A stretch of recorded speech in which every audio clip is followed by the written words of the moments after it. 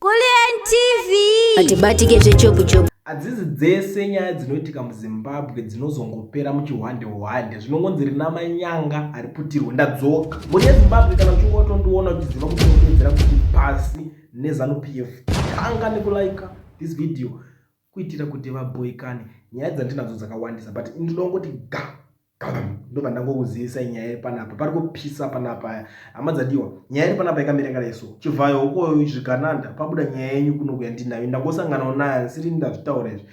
Nyaya iripo pari kunzi on 9 December 2024 the Financial Intelligence Unit FIU received applications from EcoBank for authority to make monthly cash withdrawals of 20 million by 3 companies, namely Eden Breeze Private Limited, IMC Communication Private Limited, and IMC Technologies Private Limited, that all owned by Mr. Whitnell Chivayo. In the requisition letters, Mr. Chivayo indicated that the cash was required to pay suppliers direct as he had secured a contract with the government under the Ministry of ICT. The funds were reportedly intended for importing equipment from China, Dubai, Europe, and other locations. The FIU responded to the bank requesting copies of the supply contracts secured by the applicant companies. This is necessary to verify the source of funds and substantiate the application. Subsequent, Mr. Chivayo requested a meeting with the FIU, citing his inability to share the contracts due to confidentiality concerns. On 13 December 2024, a meeting was held between the FIU, Mr. Chivayo, as well as Mr. Talent Shenjere and Mr.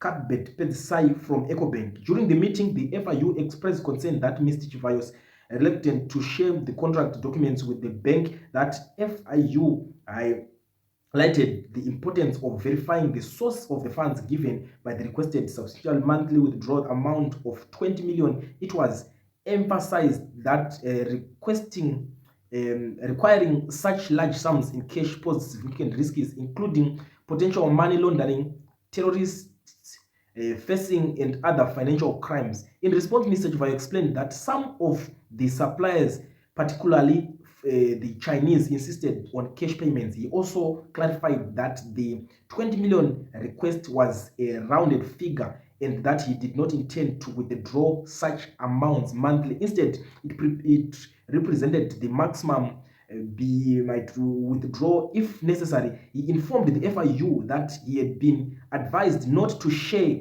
his contract documents with anyone, including the FIU, due to sensitive nature of the information. The content, however, to facilitate his application, he decided to present the documents in person. He emphasized that while was willing to share the information for verification purposes, he would not permit copies to be made. Contracts of Mr. Chivayo companies with government agencies. Pakaipa pakatoshata vakomana zvinhu zvacho zvanga zviripo kapana patiri kuona kuti pane payment ye2 May ine 88 million iyi yatiri kuona iyi vakomana iyi ZNA amenoti ZNA EPE munhu akaiswa zita rake apa. Tobva taenda pane IMC Private Chief Secretary chinchi pane imwe 11.99 million. Manaka muZimbabwe muri kufambiswa mari amana. muZimbabwe muri kufambiswa mari kwanochitota una mari ndosina vakomana vanayo mari vanayo. Bhengi raitofungidzira kuti pamwe madhiri ari kurohwa ndeye mari shoma kana kuti irikatozooneswa bhengi kuti ndori sitorina mari iro. Nelaini inomira vanhu kuZimbabwe vachida kumirira mari kumabhengi, umwe anongosvika achitora 20 million maUS, umwe anotoswera akamirira kumirira tumari tumazigi tototo. Pari kupisa umana, pari kubvira. So iri kuenderera mberi, mafigures ayabuda akawandisa. Ndingazonzi panapa ndakubudisawo mazifigures emunhu. The FIU reviewed and extracted the relevant information which to tabulated above. It was agreed that the bank would submit a detailed schedule of Mr. Chivayo cash withdrawal requests reflecting the actual amounts specified in the contracts and any additional information pertinent of the FIU's assessment. Company receiving large sums of money from the Ministry of Finance, Economic Development and Investment Promotion. The report is an update on a company that has been receiving a high value transfers from the Ministry of Finance, Economic Development and Investment Promotion. IMC Communications Private Limited, IMC Private Limited, a company whose directors are listed as Whitney Chivayo, Esther Chivayo. The company, according to bank records, is into Starlink internet services.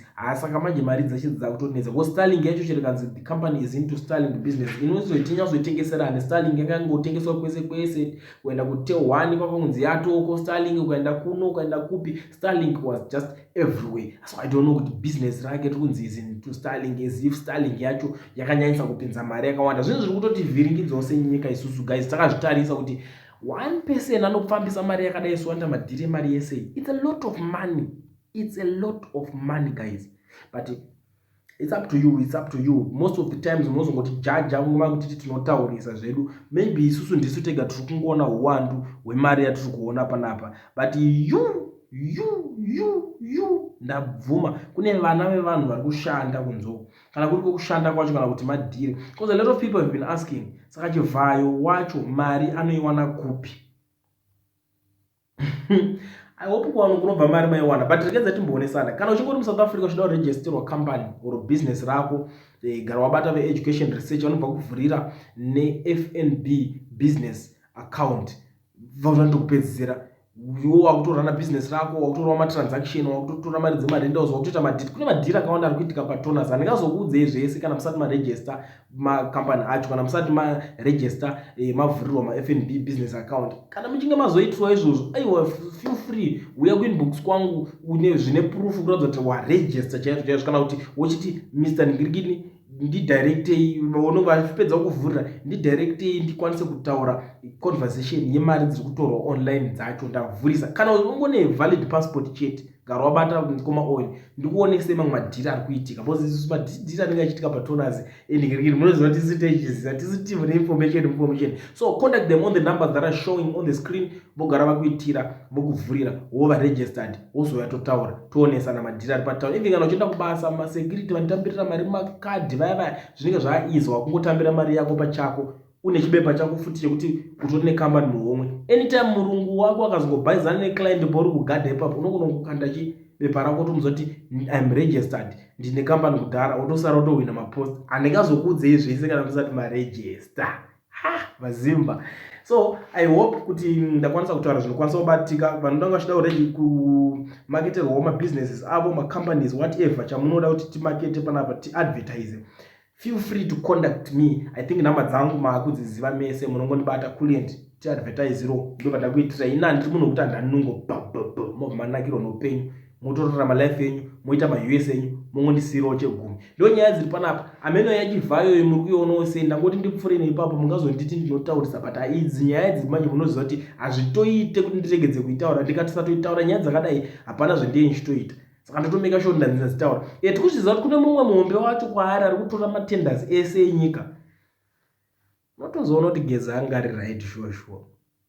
Anyway, zvanhasi sarai muchinzwa zvitaura mumwe wenyu, muzondiudzawo zvamunofunga. Kana mune zvekutaura munongosendawo maaudios panhamba idzo dzangu dziri kusara pascreen. Wadiko Kulent, zviri kufamba here? Inini maonero angu apa mukuru uyo Gudo Mukanya Gudo guru riri kunonoka apo. Kunonoka chaiko bhozi ane rutsigiro rwepasi rese. Vanhu ava vana support awo. Ngasambovhunduka, dai ngavangobvambura chinhu ichi, vatore chinhu ichi. Vasaswera vachinonokera metsi dzembwa dzese dziri kuveka zvinhu zvisina nebasa rese idzo. Gudo guru ngaritore chinhu ichi, ngarisanonoka. Ari kuverengera stereki Chiwenga apo. Chiwenga ifana kungoita zvinhu zvake gaga kahwani bhozi pasi rese sofaka, pasi rese tiri kusaidhi kwake, ende ndiyo atiri kuda. Izvi zviri kurongwa nana ED nevana vakezvo. Titombodikana even. Saka isusu kurudziro yedu nderekutoti isusu Chiwenga ngaite zvinhu chimbi. Haasi kuzviona here tiri kumutsigirira. Pondo zvinhu zvarufanira kutarisa kakuona kuti tine sapoti yese iri kwaari. Saka kana mudhara geza vachipusha kudaika, ameno maybe akamirira tsamba dzacho idzodzo kuti aone kuti zviitewo chiremera. Pamwe akamirira tsamba dzacho idzodzo, but isusu tacho nasototi ari kutononoka isusu. bhozi nyaya dzetiri kunzwa dziri kungosocializwa dzakawandisa. Saka chitati chityira isusu ndechekunoti vanhu avo vane mari avo, kwete mbijana. Uyo Tagwire uyo naChivhayo neMupfanhayo Sakupwanya vane mari vanhu ivavo. Saka mamwe makohwe atati tichimbonzwa kuti vanenge vane vanhu vavo vakatopinza vakatenga outside yaya ida kutambwa Mnangagwa yaya, vanhu vari kwaChombo nguva ya2011 2017 ndona so ndo yakatoitika bhozi vanhu vari kutonzi vaamuno ivavavo. Saka haina achiverengera kudai ari kutononoka ende ari kutotiregerera bhozi apa ringoda voisi yake chete angobudikira chete zvatopera. Saka haisu tiri kuti gudo guru riri kunonoka apa. Gudo guru ngaritore action quickly, nguva dziri kuenda idzi. Saka tinoti meseji iyo ngaisvike kwaari Mudhara, meseji iyo isvike kwaari. Gudo guru riri kunonoka apo, ngariite action nguva dzichiripo apo.